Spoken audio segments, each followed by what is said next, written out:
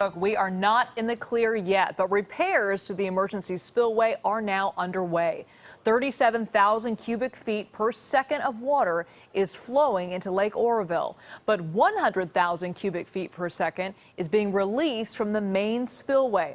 That means water levels are starting to come down.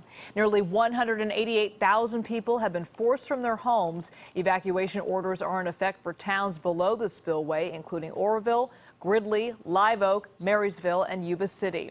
Months of heavy rain created a 200-foot-long gash in the dam's main spillway last week. Then yesterday, the backup. Emergency spillway showed signs of distress, and authorities issued those evacuation orders. We kick off our team coverage tonight with KPIX 5 reporter Joe Vazquez, who is at the Oroville Dam right now. And Joe, what's the latest? What can you tell us? Well, Ken, right now you may be able to hear all the helicopter noise right above us. There's a helicopter right there taking off, going toward the dam.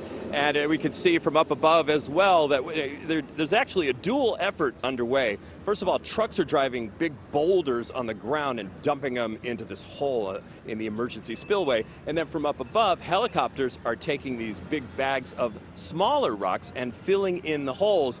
The way it was described to me is it's kind of how a child might put together a sandcastle on the beach. Put the big pieces down and fill in the holes. Well, all this is happening as officials are trying to understand exactly how much danger still looms.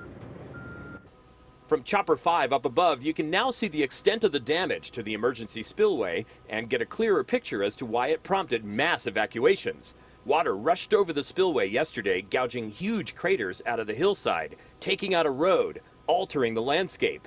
As soon as officials saw these craters yesterday, they realized they had an emergency on their hands. The holes were developing in the base of the emergency spillway, the bottom, so it was in serious danger of collapsing onto itself and sending a tsunami downstream. If it had collapsed, in a catastrophic collapse, there'd be a 30-foot wall of water descending on the town of Oroville, and then very quickly, Gridley, Live Oak, Yuba City, Marysville. The calculations are the water in Oroville would have been 100 feet deep within an hour. It didn't happen. Water officials diverted water away from the emergency spillway. Now the plan is to use helicopters to drop rocks onto the craters, hoping to plug the massive holes. No water is flowing over the emergency spillway at this time. That's an important thing. But more rain is on the way later this week, and there's still a lot of water in the reservoir behind the dam. So they're bailing out the reservoir as fast as they can by continuing to release water downstream. We're not out of the woods. The water is still up against that emergency spillway. That's pressure. That is heavy, heavy pressure against the damaged emergency spillway. California water officials have been spending the day assessing the damage, but Ken, it's still very frustrating for a lot of these folks who are out of their homes. They haven't brought back a complete report, so we're just not sure what they found so far. Yeah, Joe, we're still in that really weird sort of flux period.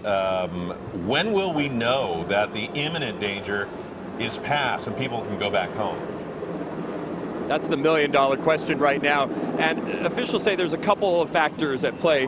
First of all, they've got to make sure that this, not the dam, but the spillway, the emergency spillway, is not compromised. That's number one. But secondly, a storm is on the way, and it could continue to fill this aquifer and send water over again later this week. So they just want to make sure before they get everybody back in their homes. All right, Joe Vazquez reporting live from Lake Oroville. Thanks, Joe.